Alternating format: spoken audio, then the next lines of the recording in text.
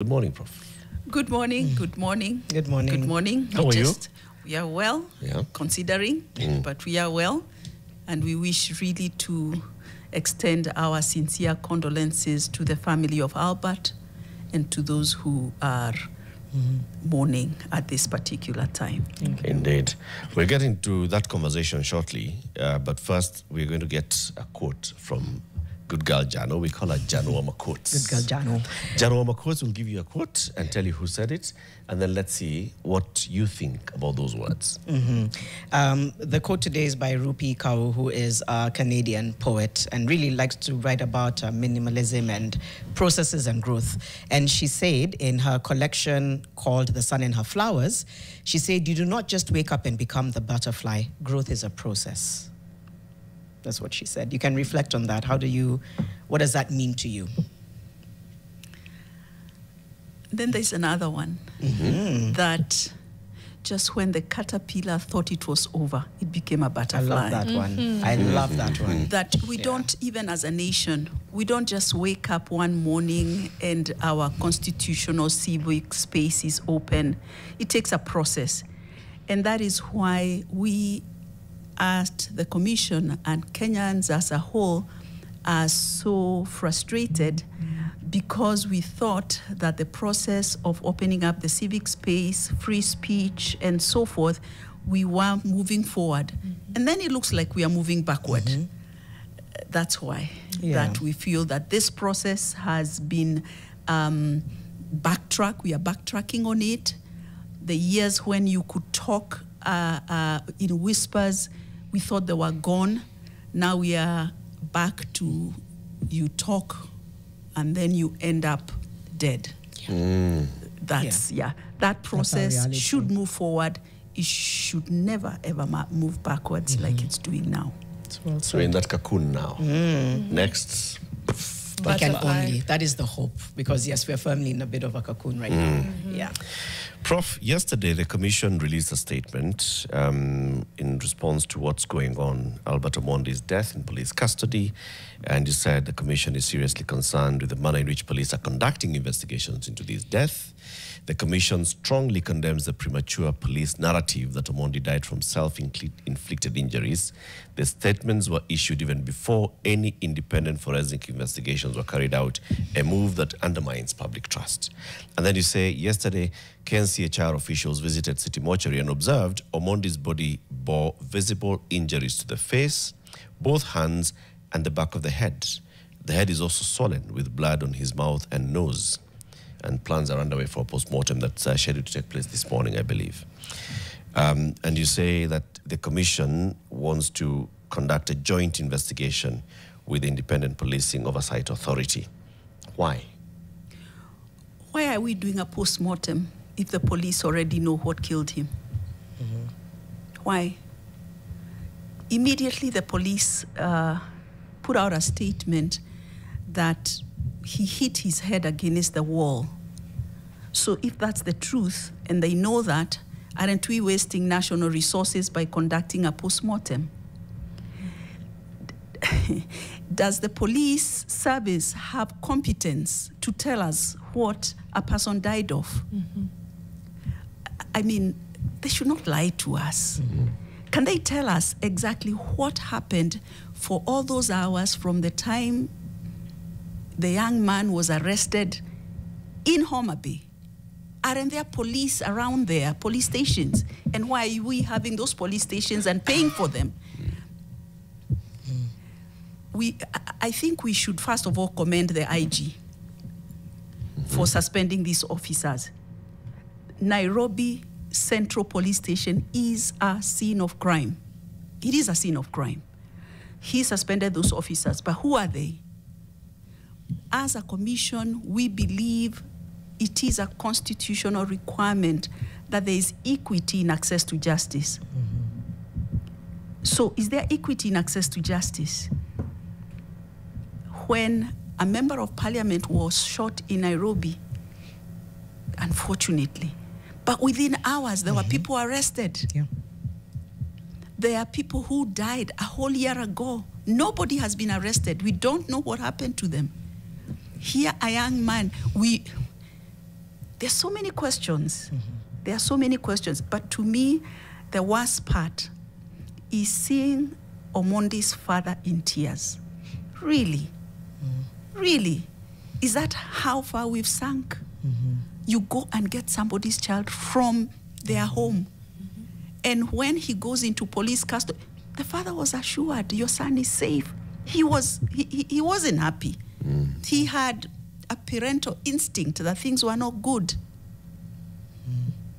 If it was for publishing false information, what about the police officer who told us that this man hit his head against the wall? Isn't that false information? Why isn't he in police custody himself? There are so many questions. Too many contradictions. There are so many questions, so many questions. No parent deserves this kind of thing for their child. No one. Aren't these policemen parents? Aren't they parents? Speaking of police, Prof, you know, just earlier we've been grappling with the fact that we have, you know, a rogue force, right? Security forces in Kenya are compromised completely, and it's an affront to our security and safety. So I'm just trying to grapple with KNCHR, because it's probably something that you've also observed. So where does a country go from here? Because right now it almost seems like, you know, like wipe everything out and start afresh, like we need a blank slate. But as we're grappling with more questions than answers, as we're grappling with the fact that there are so many rogue officers who are very likely to be murderers and, you know, kind of causing the chaos that's happening, what does then KNCHR do? What's the next step when it comes to holding security forces accountable? Because that's a big step. So what is the next step now? Thank you. The police service is one of the disciplined forces. Now, discipline, it means that they have or they should have gone training so that their actions are intentional within the law. I just want to say that there are two levels. The Kenya National Commission on Human Rights is not just about looking at excesses of government. It's about promoting and protecting the rights of every Kenyan. We're talking about the Inspector General interdicted the police officers at Central Police. What about the officers who arrested this man in Homa Bay? Who are they? Who gave the orders? Who gave the orders? We need to know. He has command responsibility. These police officers, what happened between midday, because they were having lunch on Saturday, and Sunday night? How many hours are those? 36 hours maybe? We want a chronological event of what happened within those 36 hours. He first of all went to a police station in Homa Bay. What happened there? Who handled him? What was his state? He was transported to Nairobi. How was he transported? How did... We have been told that he went to the CID headquarters. What happened there? Who are the officers who handled him there? We have freedom of access to information. We need to know these things. Once we are told that he was booked at 9 p.m., 9:35 p.m. at Central Police, what transpired all those hours? When he got to Central Police Station, why was he put in a cell alone? Is he a terrorist? We, as the Kenya National Commission on Human Rights, we are simply saying we want to know. And interdicting police officers is not enough. Why didn't they interdict the people who, or, I mean, let these people tell us. We want to see the whole lot of people who are involved. And command responsibility. Command responsibility is the person or persons who made the order that you should go for him in Homa Bay and bring him here. Right. We want to know why. I mean, was he a dangerous criminal? That's where we are. Okay. And we're not letting it lie. No, we are not. Let me start with this interdiction. The statement that was given by the National Police Service doesn't have any names. It says the officer commanding police station, the officer, this, that, officer. Do we have the names of those police officers? Yes, of course we do. As a commission, we do. There's a deployment list for the police service, but that's not for us to tell the nation. If we know who the suspects are for the MP who passed away, if we know the names of those suspects, we also want to know the names of these suspects. From the Nairobi Central Police Station, a scene of crime, we want to know. Command responsibility, you've talked about it. It's something that hasn't been, I think, fully achieved in Kenya on very rare occasions. I think there's one case that I can refer back to where, yes, a police officer commanding was held accountable, and I'll find the specific example. But IPO, to be honest, seems very toothless, even as far as prosecuting police officers, whether they are commanding officers or they're juniors. Is, in your honest assessment, is that the case? You know, it's unrealistic for us to believe that a police officer will investigate a police officer. For example, during a year ago, when we know that people died of gunshot wounds, the institution that is supposed to do the forensics is the police service. Yep. They are supposed to tell us from which guns these bullets were fired from. I mean, do we expect them to tell us? So we have an issue here. We are saying that Albert died in police custody. That is a fact. This is a place where we expect utumishi kwa wote, that when you are under any threat, you are supposed to run to the police station for safety. It is supposed to be a place of safety. But now it's a scene of crime. It's a murder crime. It's a murder scene. It's a place where you go to die. So that's one of the issues. Command responsibility means that, you see, it's easy for the big bosses up there to let the small guys fall. Yep. Give them up for whatever and let them fall. Yep. But command responsibility goes a little further, so that the police officer knows when this happens, you are on your own. And the officer who gave the order, I mean, from what we observed in this at the city mortuary, this gentleman, Albert, has defense. Injuries. Meaning that there must have been a scuffle and he was trying to defend himself. Yeah. He must have been shouting or something. Yeah. Who had the shouting? By the way, in our statement, we have also given our contacts. If you were at Central Police Station that night, get in touch with us. We want to hear from you. Because all this scuffle would not have happened in silence. We want to hear from you. Prof, let's take a break. We come back and now look at what needs to happen beyond this. Your commission is established under the Constitution. You've got constitutional guarantees of the work that you ought to be doing. Are you doing the work? That's what we'll be asking. Professor Marion Mutugi is a commissioner with the Kenya National Commission on Human Rights. We are talking about the pursuit of justice using this particular case of Albert Ojwang and very many others. We still have people who've not been seen their loved ones since last year, and many others who've turned up dead across the country. Are these being committed by the state? We'll be investigating that shortly. Keep in here.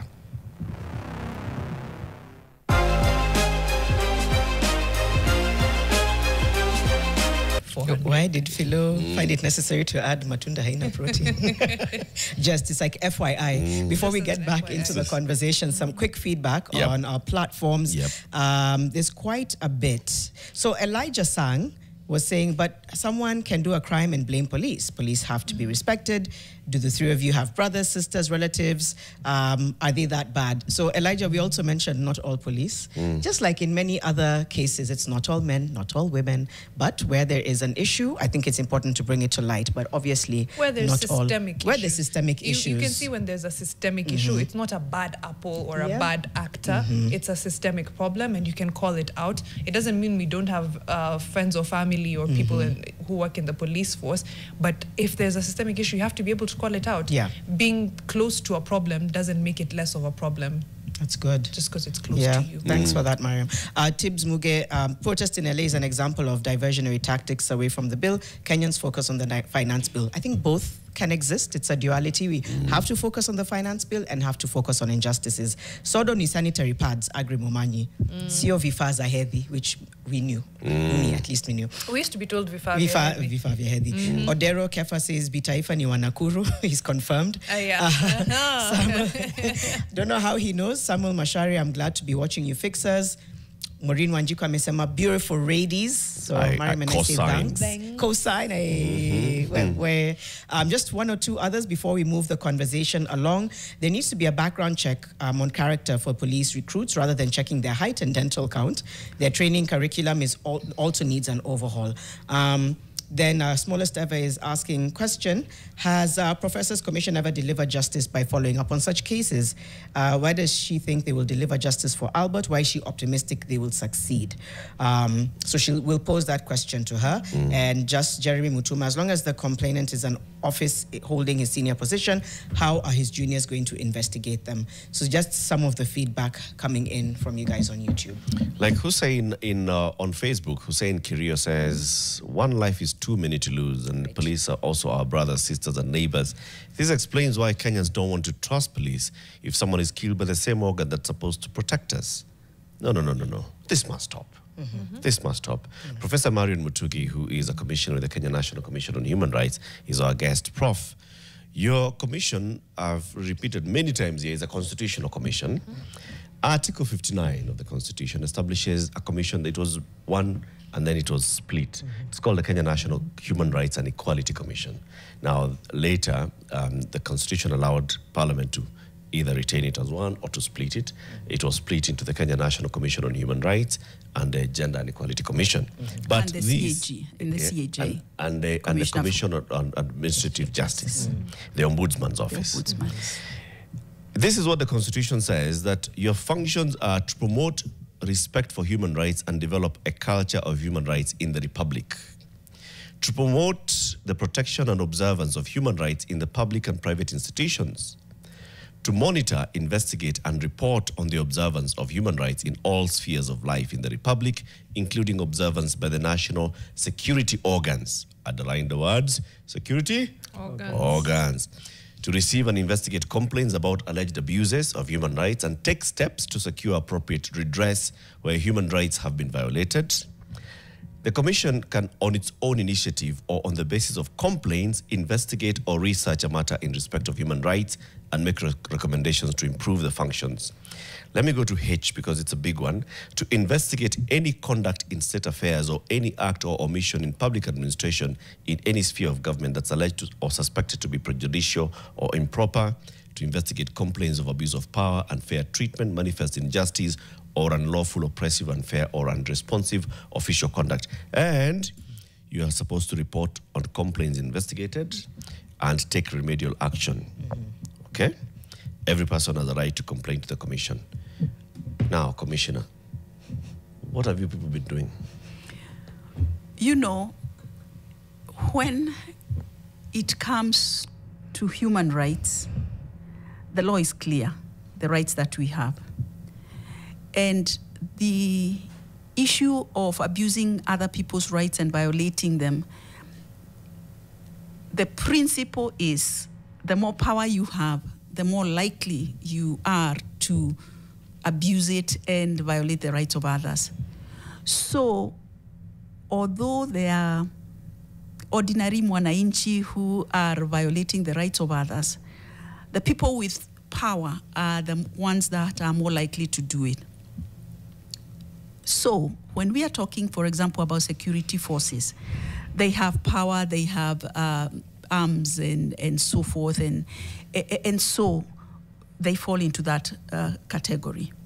Number one, we have a mandate to educate the public. And I must say that we have done quite a bit in that area. I want to remind you, just 6 months ago, when abductions were every other day, December, January, when we raised those issues and other partners raised those issues, actually we believe that the public played a big role in ending those abductions because they knew their rights. And so if you tried to abduct somebody in a town or in a street or somewhere, people just refused and say, no, you can't do this. If he's guilty, if you need him, let him go to the police station. So all of us have a role. And our role of public education is important, and we believe Kenyans are getting to know more of their rights and claiming them. Nobody gives you your rights, you claim them. Mm-hmm. And then we hold the duty bearers accountable. For example, the Inspector General. We've talked to him. We tell him, look here, your officers, we know Samson Talam, the OCS Central, Samuel Ganga, the duty officer and deputy OCS, Charles Muruki, the duty officer, Debian Lusweti, the crime aide, Peter Kimani, the cell sentry, Evelyn Kanyari, the report office personnel. We give him names and we say, don't say you don't know who it is. These are your people. And from our investigations, and I just want to say at this point that Kenyans are very good people.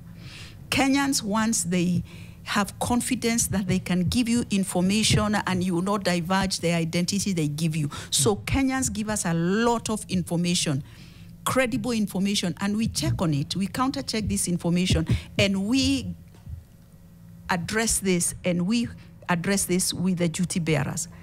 But let me tell you something that many Kenyans don't know, that one of our mandates is to ensure that Kenya complies with their international obligations. Kenya is a signatory of many international obligations, and the Kenya National Commission on Human Rights is the only national institution that has audience at the UN in terms of human rights. Mm-hmm.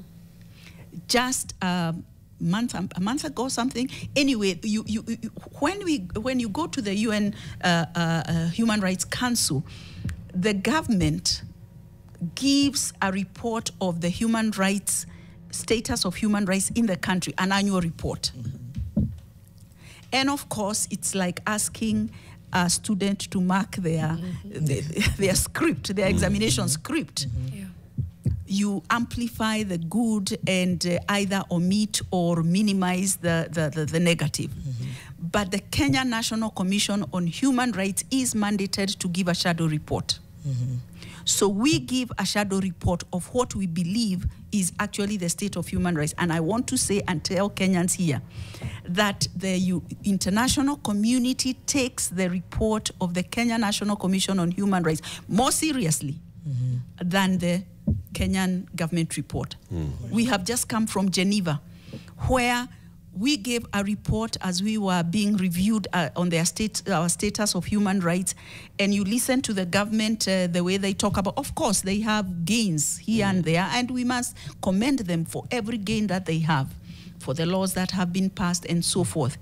But we give the exact, as we see it, a report. And the international community holds the country accountable. That is why you see the soft pressure.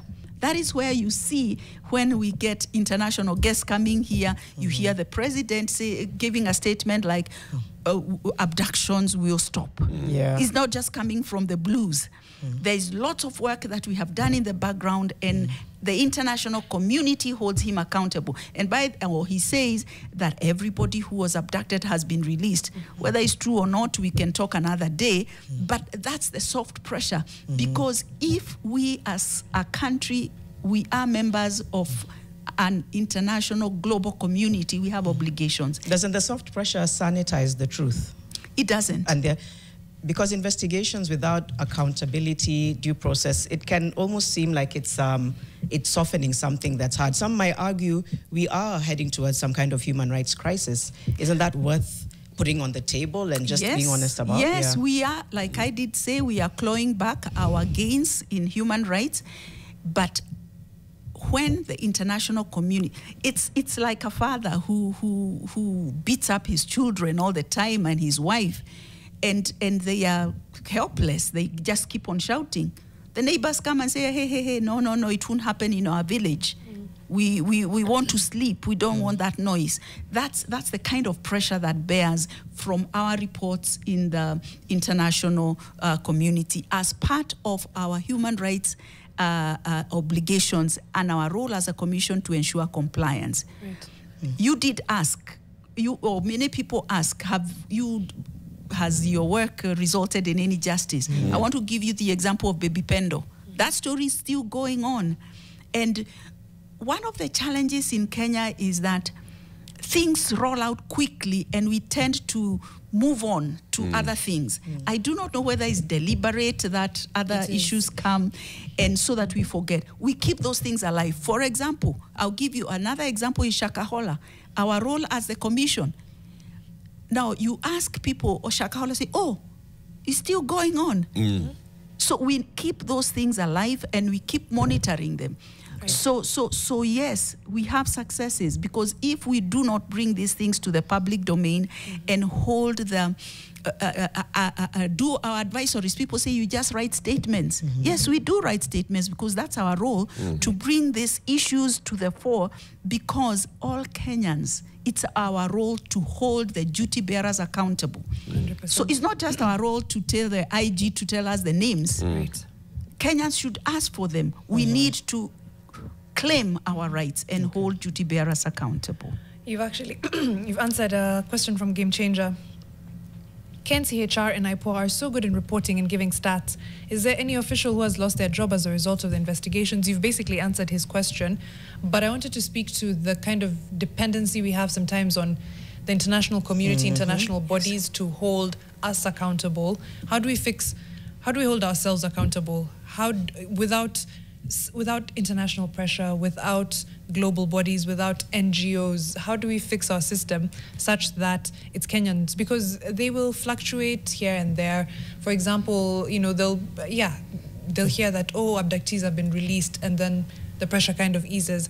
The World Bank is back to giving Uganda money now. They had stopped after Uganda passed that LGBTQ law. Yes, and now they're back to it. They're like, we have put in safety measures or stopgaps or something of the sort. But yeah, we can't be at the mercy of the international community always. We need every hand on deck. We need the Commission. We need IPO. We need civil society.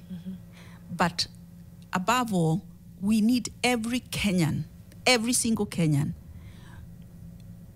to fight for their rights. It's their rights. It's my rights. Today, it's Albert. Tomorrow, it's my child. I pray not. But, I mean, there is no difference between my child and Albert. Albert's mother is just like myself, any other mother. So we need every hand on deck. In terms of the international community, I just want to just give that example that I just gave. That if really you continue violating the rights of your children and your wife and they scream the whole night, that's why the villagers come to you and say, no, not in our village. This will not happen. So every hand is needed on deck. We are not depending on the international community. We're just saying, as per our mandate, we must ensure that Kenya complies to its international obligations. And one of them is uphold the rule of law, and it is to ensure that the rights of Kenyans are protected. And there is no way that we are going to let our government officials go out there and be feted as upholding its rights when they are not upholding them. That's our duty. It's our constitutional duty to do that. Every hand on deck. Prof, a couple of months ago, we hosted Marion, who was the first chair of the IPO. And he told us IPO has been captured. He told us IPO, the selection of commissioners, the funding of IPO has basically just rendered it a toothless bulldog. And he told us this is the fate of very many of these constitutional commissions that we established to hold the state to account. Would you say it's the same thing that's happened to KNCHR? I wouldn't say that the commission is captured. What I would say is that there are attempts to compromise us. For example, we got defunded. What does that mean? That means that the money that we have been, the budgeted funds were reduced drastically a year ago. You know what happened a year ago when there was the Gen Z movement and the role that we played in giving exact figures. Right. And you remember we were being told that those figures are not correct. But we do not come to the media and shout. When a government official says you are not telling us the truth, these are not the correct figures, we actually write to them and tell them, we said there were 21 and it is so and so and so and so, and the body is lying here and is lying here. So we were defunded. But it doesn't really matter, because if you know that what you are called upon to do is not just a job, but it's a calling. Personally, I take the position that this is a God-given responsibility for me. I'm not just there by luck. God put me there for a particular purpose, and he knew I could do it. And that's why I'm saying that they can defund us. Of course, it will make things difficult. There are times we even have a problem with fuel of going to the scenes that we are being called upon. But, you know, we get to go somehow. And that's what I said. Kenyans are wonderful people, because most of the information we have, people just get in touch with us. We get phone calls and say, are you so-and-so? Our phones are in the public domain. We have a system that you can report. And because Kenyans know that they are going to give us information in confidence and we're going to keep it there, we then get information and we are able to do it.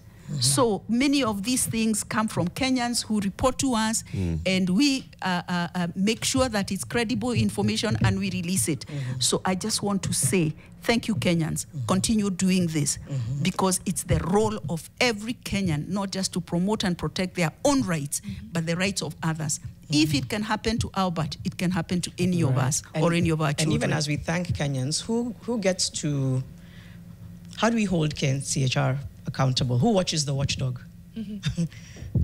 The public. The public. Okay. Are there any mechanisms to check and push back? If we yes, feel like... yes, there are mechanisms to check and push back.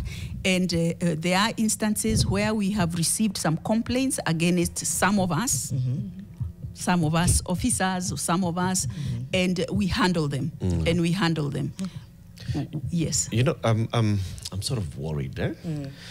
I get those periodic moments where I get worried, because there's a history to why we have such commissions in place and entrenched in the Constitution. It's born out of lived experience that we said, no, we are not going to allow a rogue state to exist again.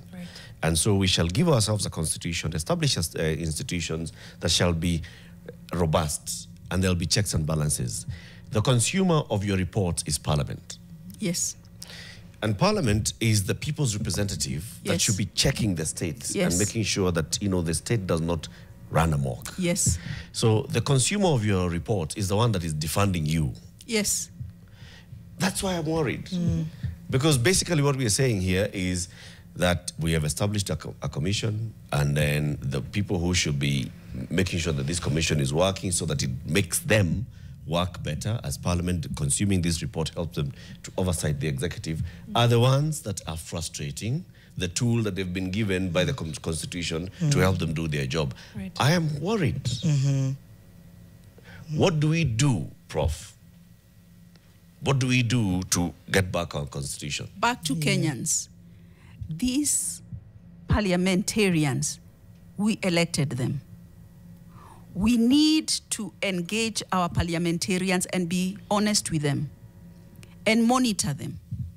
For example, when there's a bill in Parliament that has something to do with human rights, I'll give you an example.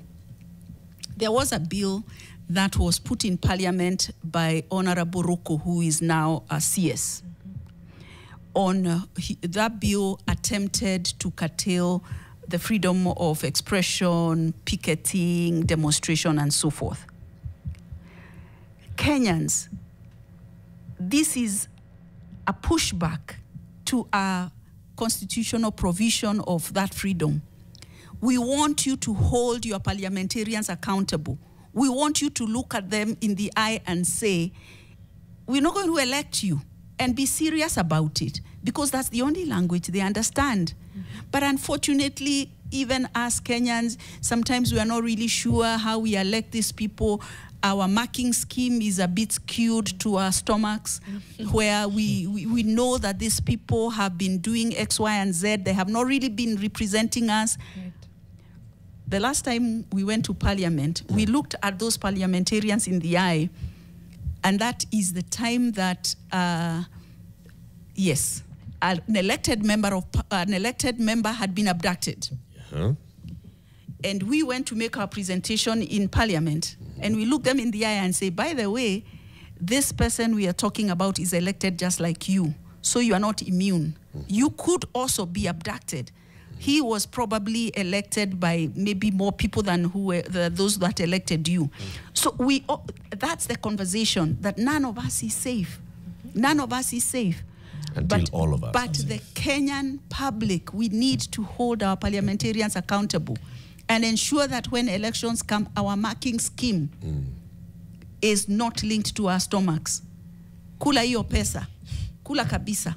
Okay. But when it comes to electing our representatives, I just pray that I will see a day when Kenyans elect parliamentarians and the representatives who are going to do the job as per their reputation and their track record, and not because of their handouts.